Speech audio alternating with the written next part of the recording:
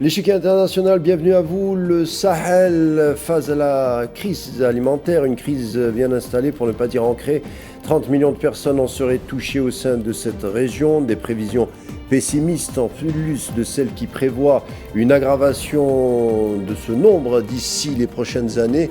C'est en tout cas ce qui ressort des dernières réunions de l'OCDE, réunions qui se sont tenues à Paris il y a quelques jours. On parle de récolte en berne, baisse de la production céréalière de 5% par habitant, sans oublier bien entendu les autres facteurs aggravants, l'insécurité, l'inflation et problèmes de gestion politique en interne, à savoir l'absence de cap politique qui touche particulièrement les États dits de l'AES, les fameux États d'Alliance du Sahel, Mali, Burkina Faso et Nigeria. Des États confrontés donc à des graves problématiques, comme on va le voir. Pourtant, le changement de régime ayant traversé ces trois pays avait mis le cap chacun sur la consolidation politico-sociale. Le Burkina Faso et le Niger, par exemple, qui tutoient les bas-fonds des classements des pays pauvres. Est-ce une fuite en avant qui ne dit pas son nom pour des dirigeants avec parfois des envolées belliqueuses? On en parle et c'est tout de suite.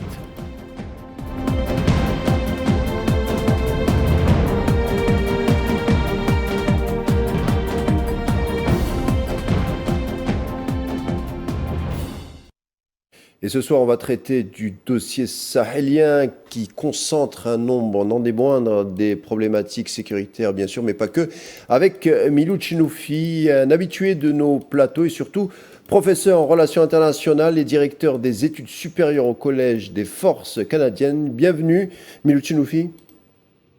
Bonjour. Merci d'avoir accepté notre invitation. Alors, Milou Chinoufi, question simple pour commencer. La dernière rencontre de l'OCDE concernant la bande sahélienne sonne l'alarme concernant la pénurie alimentaire qui touche les États d'Alliance du Sahel, par exemple. Des prévisions pessimistes qui tombent mal en plus des autres problèmes que rencontrent ces pays. Un commentaire. En fait, tout cela vient confirmer une vérité qui est connue depuis longtemps, hein.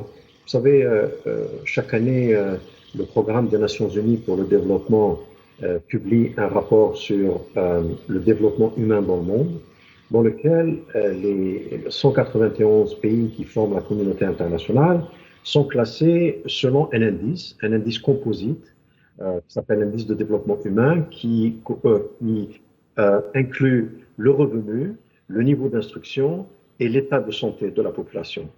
Et pratiquement année après année, malheureusement, le Niger est classé dernier. Le Mali et le Burkina Faso sont classés parmi les 10 derniers pays. Alors, ça vous donne une idée assez claire sur les défis auxquels sont confrontées les populations de ces pays-là. Les informations récentes sur les problèmes d'alimentation viennent juste confirmer cet état de fait. Vous savez, la région du Sahel est connue, c'est une région pauvre, mais c'est aussi une région qui souffre de sérieuses menaces dues au changement climatique. Certaines prévisions disent que c'est une région du monde qui va devenir inhabitable à cause de la chaleur si les tendances du réchauffement climatique se poursuivaient, ce qui ajoute à la fois aux défis des gouvernements locaux, mais aussi aux difficultés auxquelles seront confrontées les populations, ce qui risque de générer ce qu'on appelle de plus en plus les réfugiés économiques qui vont chercher un autre lieu où ils peuvent vivre dans un minimum de dignité. Alors on voit des pays, comme vous venez de nous l'expliquer, qui seraient confrontés donc à beaucoup de problématiques et qui risquent de s'installer avec le futur. N'est-ce pas, Milou Chinoufi, le pire moment peut-être pour s'adonner à une aventure, entre guillemets, belliqueuse? Au lieu de la En fait, stabilité, de la construction en interne ou de tenter peut-être de solutionner les problèmes dont vous avez énuméré quelques-uns. Lorsque les changements se sont produits dans ces pays-là récemment, principalement en mettant un terme à des régimes néocoloniaux avec une influence démesurée de la France, j'avais eu l'occasion de dire ceci.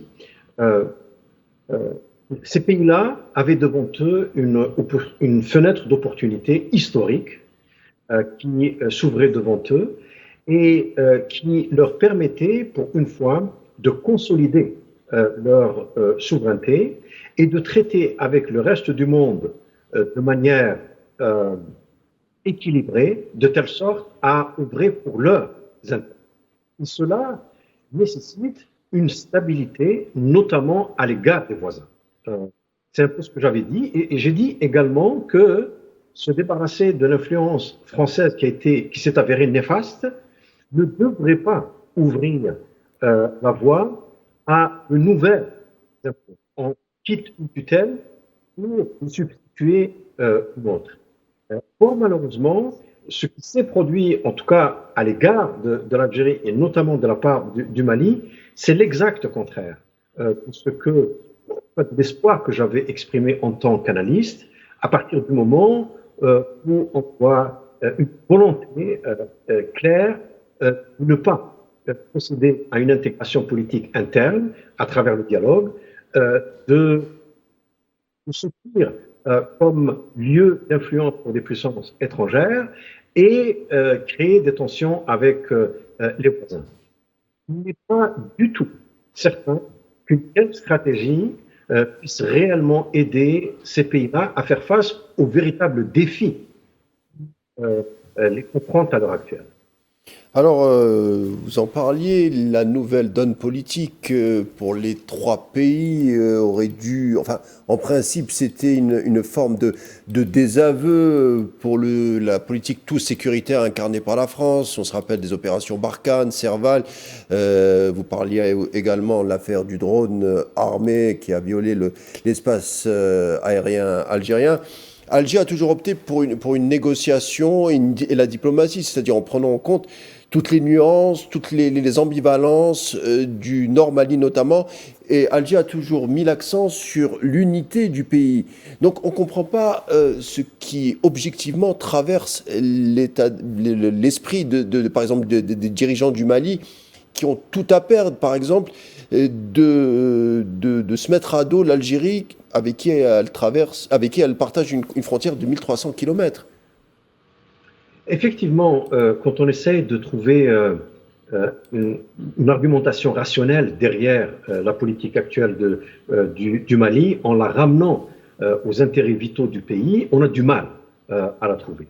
Maintenant, on peut effectivement essayer de comprendre ce qui se passe. En fait, après la prise de pouvoir par les nouvelles autorités, un certain nombre de succès militaires sur les populations et leurs représentants du Nord ont été réalisés, notamment par la prise de Kidal. Kidal, oui. La ville de Kidal. Et cela, généralement, nourrit l'espoir que l'ensemble du problème peut être réglé militairement. Et tant et aussi longtemps qu'on a cet espoir-là, eh bien, on va continuer dessus. Et les autorités maliennes ont espéré que l'Algérie allait les soutenir dans une telle stratégie. Or, l'approche de l'Algérie a toujours été, que ce soit au Mali ou même en Algérie même, et que face aux groupes extrémistes, réellement extrémistes, qui n'ont pas de revendications légitimes, la force peut être utilisée. Mais pour le reste, on ne peut pas gérer un pays uniquement avec la force. Il est nécessaire d'engager le dialogue et la discussion avec les représentants légitimes de segments tout à fait représentatifs de la population malienne ou ailleurs dans le monde. Et c'est cette matrice-là qui a toujours présidé à l'approche algérienne par rapport aux affaires internes du Mali. Donc chaque fois que l'Algérie a été sollicitée pour jouer le rôle de médiateur, elle l'a fait. Et elle ne l'a pas fait seule. Elle l'a fait avec l'Union africaine et avec d'autres médiateurs individuels comme le Nigeria, le Tchad, etc. Et le simple fait que l'Algérie ait gardé cette position-là, eh bien, les Maliens, les autorités maliennes ont estimé qu'il était nécessaire de trouver des soutiens ailleurs en remettant la responsabilité de la détérioration de la situation au Mali sur l'Algérie. D'où si vous voulez, cette surenchère dans les offres de services que les autorités maliennes font à la fois aux Russes à travers Wagner, mais également à la Turquie pour obtenir de la fourniture en matériel militaire et bien entendu au Maroc. Encore une fois, je ne suis pas certain que cette politique-là va réussir, tout simplement parce que le tout sécuritaire ne parviendra pas à régler le problème au nord du Mali, puisque les questions identitaires et religieuses ne peuvent pas être réglées uniquement par la force, Alors, si ce n'est par commettre un nettoyage ethnique, ce dont les autorités maliennes sont incapables d'ailleurs. alors, l'Algérie et le Mali, on l'a dit, l'Algérie partage une frontière de 1400-1300 kilomètres qui se sont, au cours de l'histoire, longtemps revendiqués comme pays frères, qui ont mené des luttes ensemble contre, d'ailleurs, les menées exogènes. Leurs populations frontalières, vous en avez parlé, sont unies par des fortes attaches culturelles, économiques et même historiques. Depuis les années 90, l'Algérie a dirigé plusieurs médiations entre l'État malien et les groupes politiques du nord du Mali. La dernière en date a débouché sur la signature des accords de paix d'Alger en 2015. Tout est fait pour s'entendre sur le papier, mais pourquoi, selon vous, les relations entre les deux pays se sont envenimées? Ben, comme je vous l'ai dit, tant et aussi longtemps que les autorités maliennes se trouvent des raisons de croire qu'ils peuvent régler le problème Touareg du Nord militairement et qu'ils croient trouver un soutien à l'extérieur auprès des Russes, des Turcs ou des Marocains, eh bien, ils vont continuer sur cette voie-là. Mis à part ça, monsieur Chenoufi, parce que j'ai entendu cette explication, mais mis à part ça, est-ce qu'il n'y a pas d'autres facteurs parce que c'est vrai, ce que vous avez expliqué est une politique court-termiste, mais au-delà de ça, est-ce qu'il n'y a pas d'autres facteurs qui viennent justement pousser les autorités maliennes à chercher querelle avec le pays qu'est l'Algérie?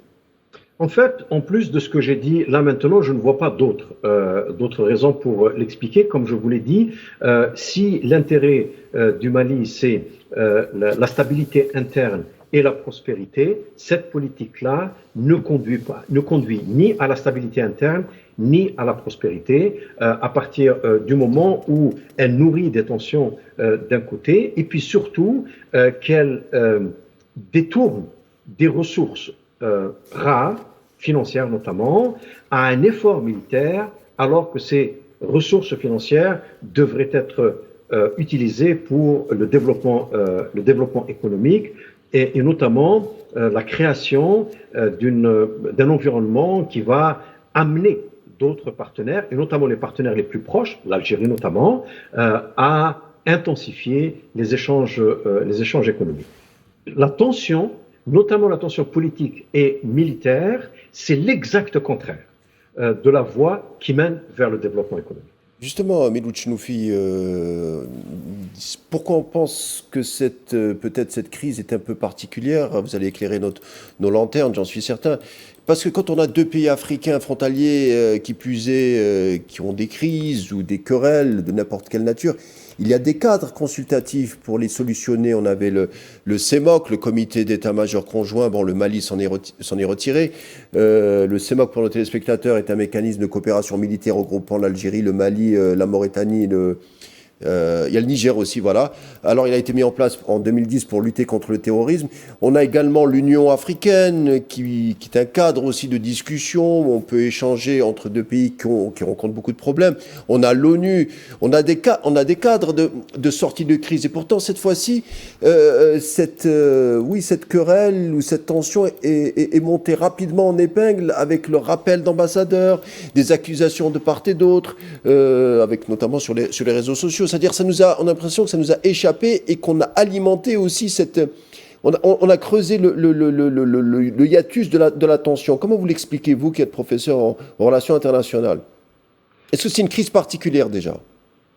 En fait, toutes les crises ont leurs propres particularités et doivent être analysées séparément, justement parce que le contexte est différent à chaque fois. Vous avez raison de souligner que les cadres pour un dialogue diplomatique et une résolution des différends par le dialogue diplomatique existe. Ma conviction profonde est que l'Algérie, qui a toujours en fait insisté sur l'intégrité territoriale des États du Sahel, sur leur souveraineté, rappelez-vous, l'Algérie s'est opposée à toute action militaire. Il y a juste quelques années, lorsque la CEDEAO, poussée par la France, menaçait d'intervenir dans ces pays-là. Donc je crois que la disponibilité de l'Algérie est là. Mais comme j'essayais de l'expliquer tout à l'heure, c'est un point qui est extrêmement important. Les systèmes politiques, notamment jeunes, peu expérimentés, qui sont en plus issus des rangs militaires, ont tendance à croire qu'ils peuvent tout régler militairement, et tant et aussi longtemps que cette conviction-là reste intimement portée par les dirigeants du Mali, eh bien, la voie diplomatique est vue comme une sorte de capitulation. C'est-à-dire que revenir à la table des négociations, c'est capituler. Un aveu de faiblesse. Ils disent que les accords, par exemple l'accord de 2015, a été imposé aux autorités maliennes, que ce n'était pas le fruit des négociations, ce qui est absolument faux. Maintenant, tout accord de paix, ou tout accord, même un accord commercial par exemple, qui est obtenu par la négociation diplomatique, eh bien aucune partie n'obtient 100% de ses souhaits. Et donc forcément, lorsqu'on essaye de trouver des excuses pour s'en retirer, on va dire « Ah oui, mais cet élément-là n'a pas été tenu en considération, ou cet élément-là nous a été imposé ». Mais c'est la nature des négociations, c'est la nature de la diplomatie. Quand votre esprit est complètement dominé par l'option militaire et que vous croyez que vous avez suffisamment de soutien pour pouvoir tout régler militairement, eh bien la voie diplomatique pour vous devient beaucoup moins importante à considérer. On va parler des soutiens justement, mais quels seraient les risques, des conséquences potentielles d'une escalade entre Alger et Paris? Tout le monde se pose la question. On sait qu'actuellement les forces maliennes poursuivent leur opération contre les groupes armés dans le nord du Mali, notamment par le biais de frappes de drones. On a parlé de l'absence de coordination entre les deux pays, donc ça accroît quand même un risque d'incident encore frontalier. Mais quel est selon vous le risque de l'escalade armée? Est-ce qu'il existe? Est-ce qu'il est assez important selon vous? En fait, certains le disent. Certains disent que bon, les tensions peuvent connaître une escalade plus importante. Je prends ces analyses-là avec beaucoup de pincettes, mais enfin, les tensions actuelles ne sont dans l'intérêt de personne, ni dans l'intérêt du Mali, ni dans l'intérêt de l'Algérie. Il est dans l'intérêt de l'Algérie d'avoir des frontières stables, incontestablement, et c'est dans ce sens-là que l'action diplomatique a toujours été menée. C'est vrai que si l'option armée malienne se poursuit dans le nord du Mali et si des gains militaires étaient réalisés, nous avons un risque qui est celui du déferlement des réfugiés. C'est ce qui arrive chaque fois que vous avez un conflit armé et surtout chaque fois que vous avez un conflit ethno-identitaire. Quelque part dans le monde, regardez le Soudan, eh bien le résultat, c'est un déferlement de réfugiés. C'est ce qui va représenter un problème pour l'Algérie puisque ça va être l'un des pays sur lesquels vont se rabattre les réfugiés. Mais ma conviction la plus profonde, c'est que effectivement ces frappes aériennes peuvent porter atteinte, peuvent faire mal aux populations du Nord. Maintenant, est-ce que ça va conduire ou ça peut conduire à une victoire nette et définitive? Voilà quelque chose dont je doute profondément, tout simplement parce que ces conflits-là, d'ordre identitaire et ethno-religieux, ne peuvent être réglés de cette manière-là qu'au prix d'un génocide. Donc, tant et aussi longtemps que cela ne s'est pas produit, les autorités maliennes ne pourront pas dire qu'ils auront gagné parce que leur autorité, telle qu'ils la veulent à l'heure actuelle, ne semble pas être accepté dans le nord du pays. Milouch, nous fait le facteur russe dans cette équation. Lavrov, le ministre des Affaires étrangères, a plaidé pour une nouvelle architecture sécuritaire du Sahel. Et pourtant, d'un autre côté, la Russie est partenaire d'Alger. Donc, comment situer le facteur russe dans cette équation? En fait, les Russes cherchent à occuper l'espace qui a été abandonné par la France. Voilà. En fait, partout où ils peuvent avoir de l'influence, ils vont essayer de s'immiscer. Vous savez, la Russie, c'est pas la Chine. Hein. La Chine a plusieurs atouts pour avoir de l'influence. Les Russes n'en ont pas beaucoup. Si ce n'est donc dans le domaine sécuritaire et militaire, où ils peuvent apporter une assistance. Ils l'ont fait en République centrafricaine. Ils le font aujourd'hui au Sahel. Mais quand on considère bien les déclarations des Russes, et notamment les déclarations du ministre des Affaires étrangères Lavrov, eh bien, rien dans ce qu'ils disent n'est destiné à être hostile à l'Algérie. C'est-à-dire que pour eux, ils sont là pour assister donc des États à construire une architecture sécuritaire. Le problème, c'est qu'ils ignorent que dans la stratégie qui est poursuivie notamment par le Mali, la dimension de l'hostilité à l'Algérie est assez claire. Alors maintenant, dans les affaires, en politique étrangère ou en diplomatie, vous avez deux écoles. Il y a une école qui dit que la diplomatie doit traiter des sujets séparément. C'est à peu près ce que les Russes veulent, c'est-à-dire qu'ils vont traiter de leur dossier du Sahel à part et de leur relation avec l'Algérie à part. Alors que vous avez une autre école qui dit que lorsque des liens entre des dossiers existent, on ne devrait jamais les ignorer. Or, on ne peut pas ignorer la dimension sahélienne de l'Algérie à cause de la proximité géographique et par conséquent, les Russes devraient comprendre que ne pas évoquer l'importance d'un environnement stable avec l'Algérie est problématique. Maintenant, c'est le rôle de la diplomatie algérienne, justement, de faire en sorte et d'insister, de le faire et de le refaire auprès des partenaires russes pour qu'ils comprennent cette décision, enfin, cette dimension-là, ce qui permettra, je l'espère en tout cas, que leur position soit un peu plus équilibrée dans le dialogue qu'ils ont avec leurs partenaires du Sahel pour leur expliquer que eh bien, leur soutien ne devrait pas signifier hostilité à l'Algérie. Alors, comment faire baisser la tension? Vous avez un peu répondu, vous avez parlé de diplomatie, mais est-ce que actuellement, vous pensez que dans la coulisse entre diplomates, on est en train de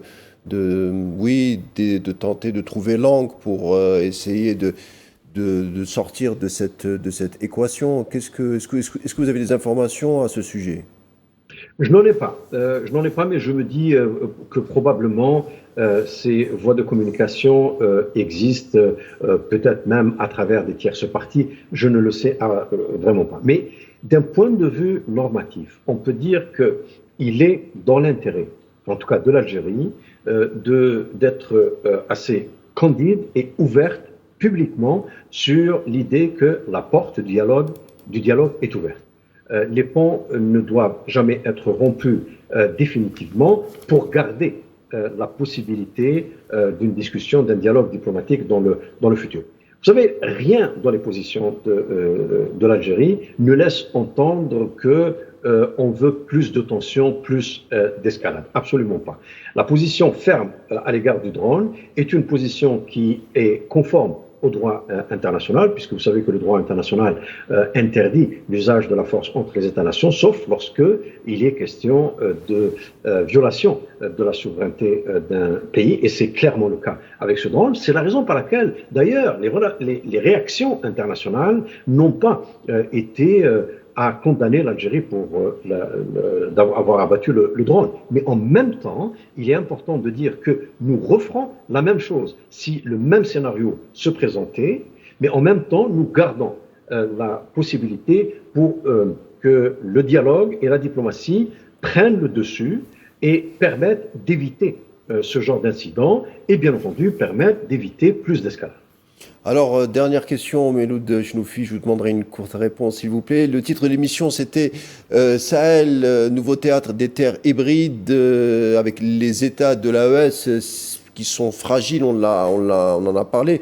Est-ce que ce n'est pas déjà le cas? Est-ce que le Sahel n'est pas déjà un théâtre occasionné pour de nombreuses puissances qui tentent d'imposer un agenda sécuritaire et qui toucherait pas mal de pays dans la région? Oui, c'est déjà le cas. C'est déjà le cas. Simplement pour beaucoup de pays, que ce soit la Russie ou la Turquie, c'est un théâtre de moindre importance. Mais pour l'Algérie, c'est extrêmement important. Pourquoi? Parce que c'est à cause du voisinage, la proximité géographique. C'est la raison pour laquelle l'action diplomatique de l'Algérie ne devrait pas être vis-à-vis des pays du Sahel seulement, mais également vis-à-vis de ces pays-là qui ne paieront pas les conséquences d'une détérioration de la situation, parce que si une telle détérioration se produisait, c'est plutôt les pays de la région qui vont en souffrir. Les pays du Sahel eux-mêmes, mais bien entendu un pays comme l'Algérie ou les autres pays de la proximité. Voilà. Merci Meloud Chnoufi d'avoir répondu présent pour l'échiquier international du jour. Je rappelle que vous êtes professeur en relations internationales et directeur des études supérieures au Collège des forces canadiennes. Je vous dis à bientôt. L'échiquier international est fini pour aujourd'hui. Merci de votre attention et à une prochaine fois. Bonne soirée.